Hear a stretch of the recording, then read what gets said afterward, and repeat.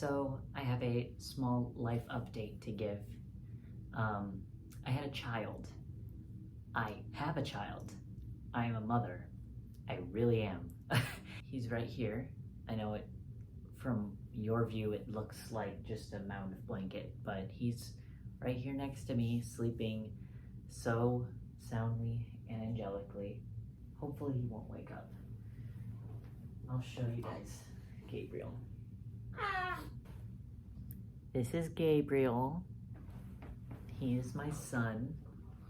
He is 2 weeks old today. He was born on the 17th of August. My due date was the 29th of August, but I actually had an induction, so he came 12 days early. It's been the most insane 2 weeks of my life, and every time I think back to before I had him, literally just the day before, just how different it was, I'm really mind blown. So I'm going to talk about my birth story and kind of walk you through it. So, when I was around 27, 28 weeks, I had an ultrasound, and he was, I believe, in the 38th percentile, which is pretty good, pretty average, slightly below dead average. I guess 50th percentile would be average, but wasn't concerned about it at all. And then a few weeks after that ultrasound, I had another one, and he had gone down to the 28th percentile, which basically meant that he wasn't getting smaller, but his growth was just slowing down. My belly was also measuring kind of small for how far along I was. They basically had me go in for another ultrasound a few weeks later. They weren't very concerned at all. Neither was I. I mean, when I was born, I was like under 6 pounds, and when my mom was pregnant with me, they kind of said the same thing, but they acted a lot more concerned because I was just measuring like even smaller, and her stomach was really small too. So I had another ultrasound, and I think at this point I was like, I want to say 36 weeks, and that ultrasound showed that he was in the 8th percentile.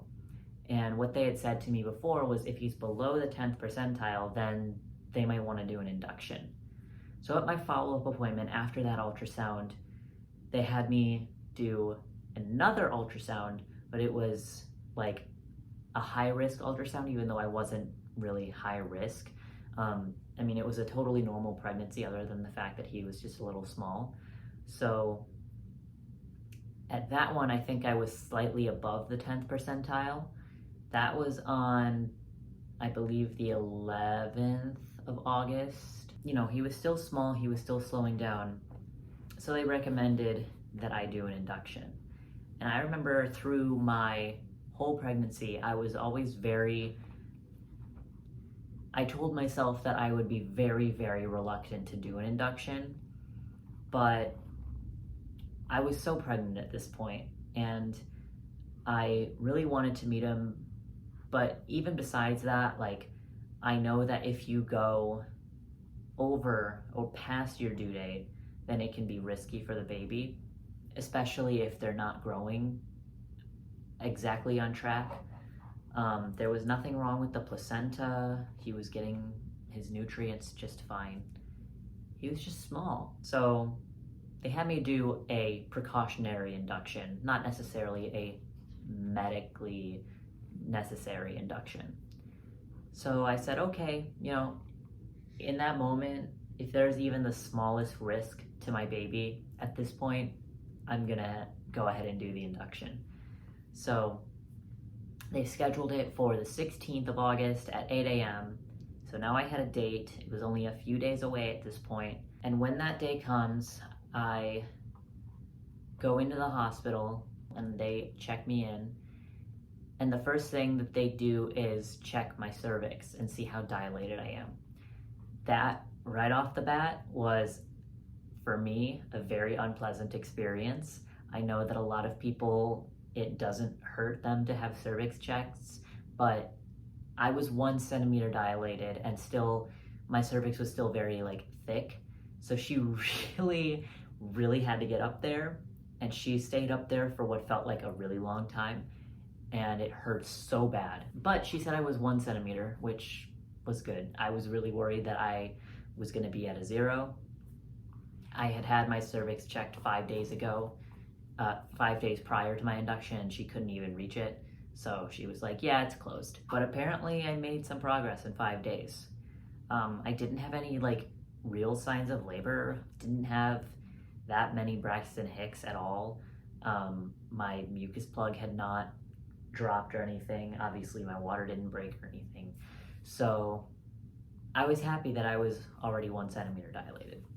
So they started me off on a medicine called Cytotec, which the purpose of it is to ripen your cervix, and it can cause contractions, but it doesn't usually like kickstart labor. It's not like Pitocin, which is a drug that is used in inductions. It's basically synthetic oxytocin. So that drug is what's, usually used during an induction that really kickstarts labor and gets it going.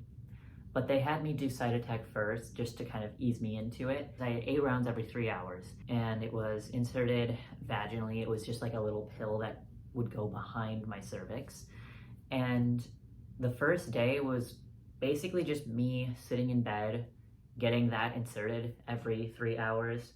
And I did feel like I was having contractions, but honestly, I was in low-level discomfort the whole time because the IV fluids that they had me on made me have to pee literally constantly. Like I would go and pee and I would feel relief for like 5 minutes, and then I would immediately feel like I needed to pee again. I was peeing so much. That was already uncomfortable, but I also was having mild contractions, and they were very inconsistent. So I wasn't totally sure like what was going on with me.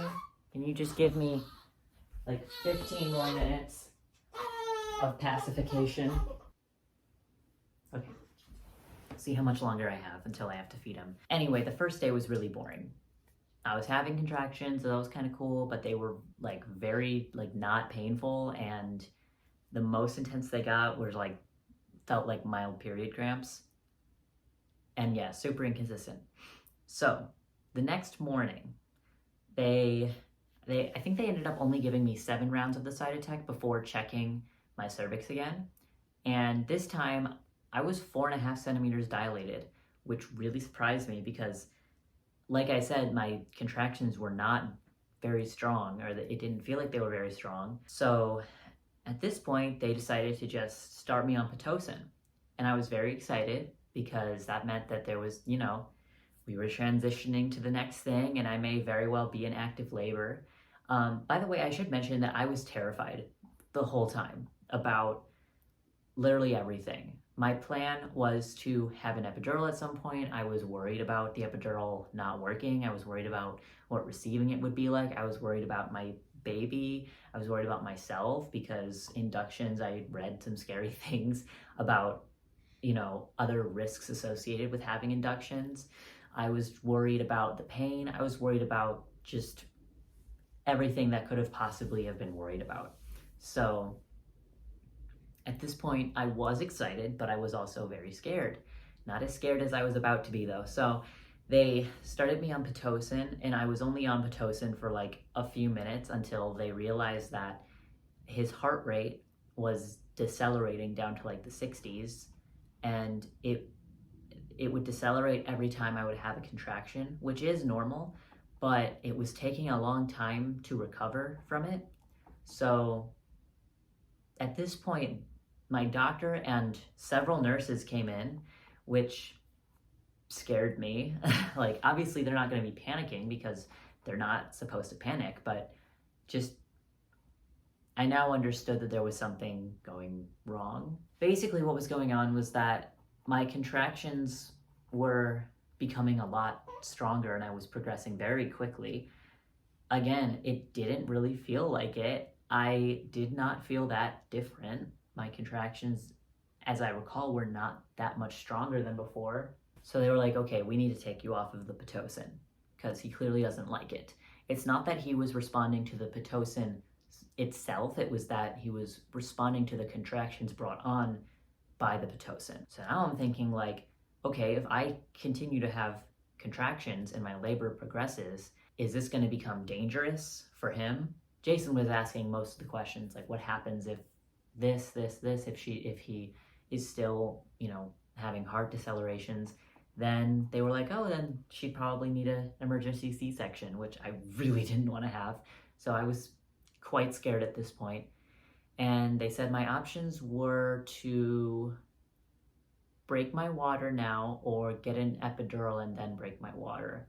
And that was a very hard decision for me because this is kind of embarrassing to admit, but I was very scared of the pain. And I knew that once the water gets broken, contractions immediately become very intense. But that was ultimately what I decided. And when she did break my water, I kind of broke down because I was just overwhelmed with fear. And I was just mostly worried about my baby because I did not know what was going to happen to him. I knew that when they broke my water, my contractions would get more intense, and I didn't know what that would do to him. And it was just a big transitional moment. So they put me in a different position. I was on my back. They put me on my hands and knees, and I started having real labor contractions, like probably a 7 or 8 out of 10 in terms of pain. And I really had to breathe through them, and I was moaning and swaying, and I immediately was I was in active labor now after they'd broken my water. And they also said that I was 6 centimeters dilated when they broke my water. So I don't know how much time had passed in between when they started me on Pitocin at 4.5 to when they broke my water, but it was not a lot of time. So I progressed very fast. But I was having contractions for a bit. I really don't know how long. It could have been 30 minutes, it could have been 10 minutes, 45, I don't know. But I decided to get an epidural. I probably could have handled more pain, but I just kind of intuitively knew that my body was progressing fast, and it was. So they called in the epidural. My husband left the room, and I don't know exactly what they do to your back during an epidural. I know that they numb it, and I know that that they're working with your spine and your nervous system. I don't know exactly what it looks like or what goes on. One thing that I wish I had done more before giving birth was I wish I would have educated myself a little bit more on epidurals, because one, I thought that it was a very quick 1-minute process where they give you a shot and then another shot and then it's done. It's like a 20-minute process. And so all of a sudden I'm like, oh, I'm having contractions. I'm having really strong contractions, and I have to be perfectly still for 20 minutes while this person is doing something to my back that apparently is so nauseating to look at that everyone has to leave the room. Not a fun experience. Getting the epidural itself was not painful, but I had 2 contractions while the process was going on, and it was so hard to sit still. But I had a nurse help me. She helped ground me. She knew I was freaking out. And all of the nurses and doctors were just really, really kind and great and trustworthy. So the epidural went in. It was over. And then my husband came back in, and I got really worried again because I wasn't going completely numb. I thought this is another thing that I failed to realize about epidurals, is that you're not necessarily completely numb, but you don't actually want to be completely numb because that makes it really hard for you to know when to push, because you have to push whenever you have a contraction. I felt my right leg getting kind of tingly, and like the top part of my thigh was going kind of numb. But I could still feel my contractions, but they were getting shorter and they were getting more manageable. So obviously it was working, because if my labor's progressing, the contractions would not be getting better. So, but I was kind of laying there being like, I need more medicine. I need more medicine, which is like embarrassing. But I was laying on the bed, kind of like gripping the side of the bed, because I started to feel like I had to poop. And this was very, like a few minutes after I got the epidural. I got the epidural like just in time. I'm really glad that I made the series of choices that I did, because everything honestly went perfectly, except for the heart deceleration. That was scary, but like everything went perfectly. It was an overall great birth experience. I start feeling the overwhelming urge to push, which really does feel like you need to take a giant deuce. Like, you feel it all around this area, but you really feel it in your butt. Like, it's so weird. There's no doctors in the room at this point. My husband's calling the doctors saying that like my wife thinks she needs to push. And I don't know how long I waited, but it felt like forever. It was probably only a few minutes. But then the doctors came in and I knew it was go time. And they put the stirrups up and I start pushing. And what it felt like, I'm sorry to equate this to poop so much, but it just really felt like I was taking a giant dump, but like out of my vagina. I felt the burning sensation of crowning. I don't think I felt it to the fullest extent. I don't think I felt the full ring of fire, because I did have an epidural, but I did feel it and it burned. And it was very cool, actually. Like, it's weird to say, but I think I felt the perfect amount of pain. I knew exactly when to push, and I only pushed for 15 minutes, and then my eyes were closed and I felt his entire body come out. And that was just so exciting, because I knew in like a matter of seconds I was gonna see him. And then I opened my eyes and looked down and I saw him, and he was crying immediately. And that was just like the peak experience of my life. That was the most incredible thing. I will be replaying that in my head forever. I will never forget the first time I saw him. And they would have put him on my chest, but his umbilical cord was too short, so they put him on my stomach, and Jason cut the cord. My mind is just racing. I just can't believe what I just saw.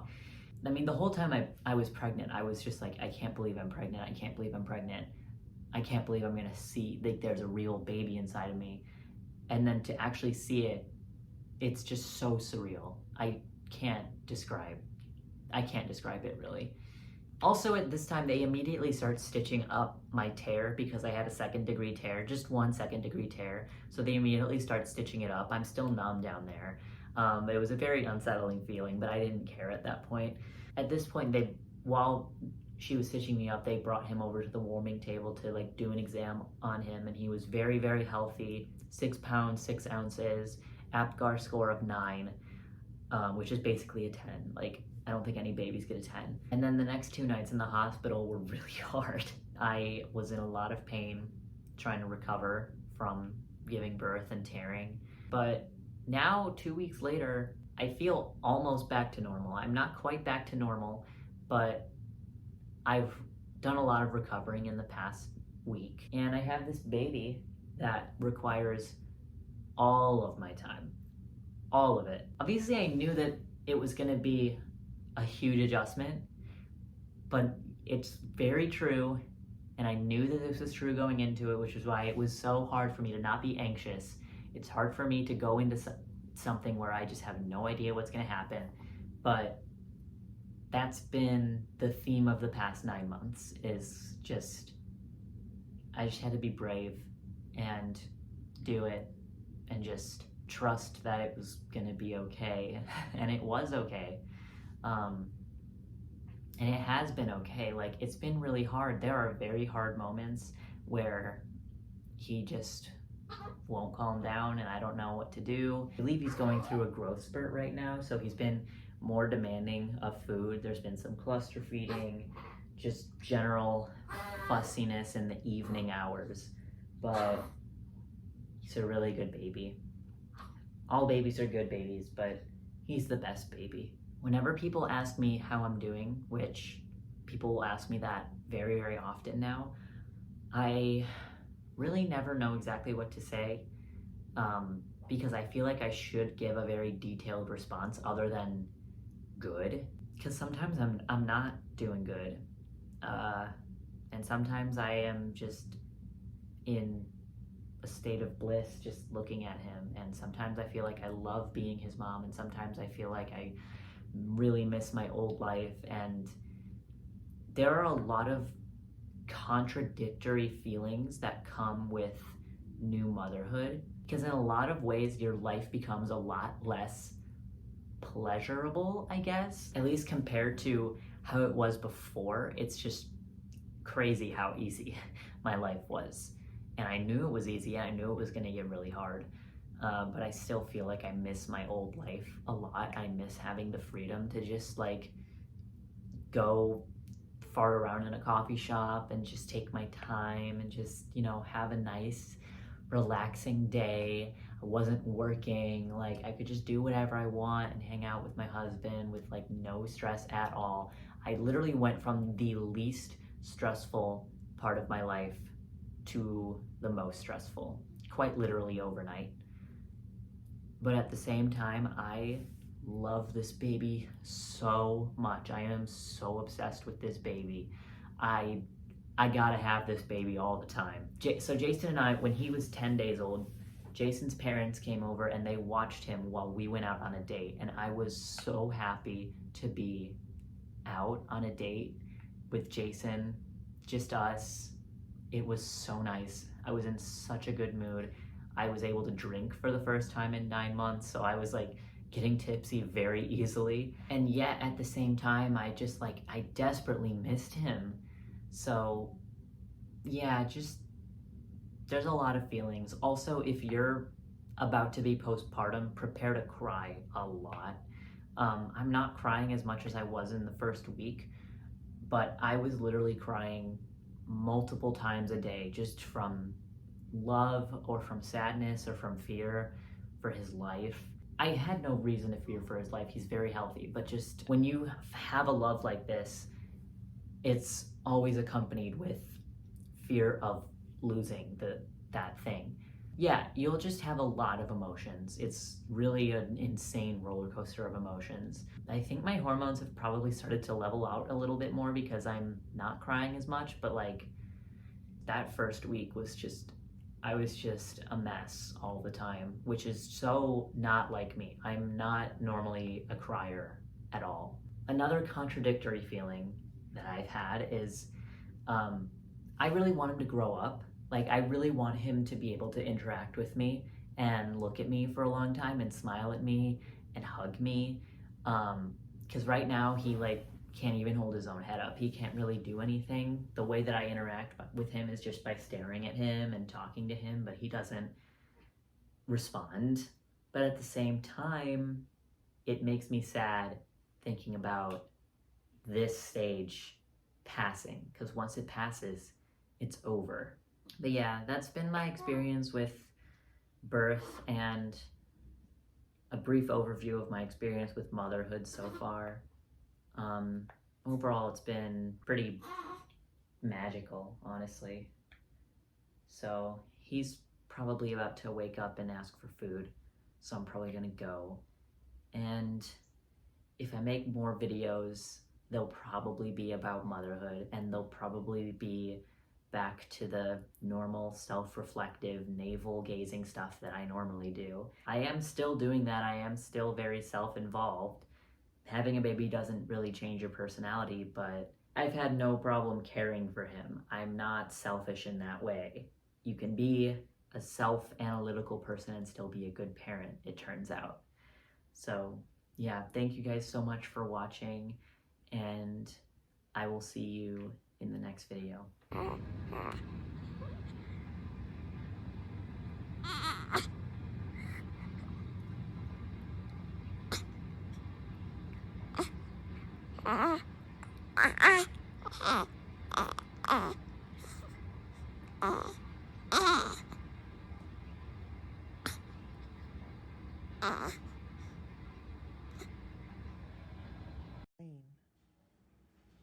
It's nice to meet you, Mr. Gabriel.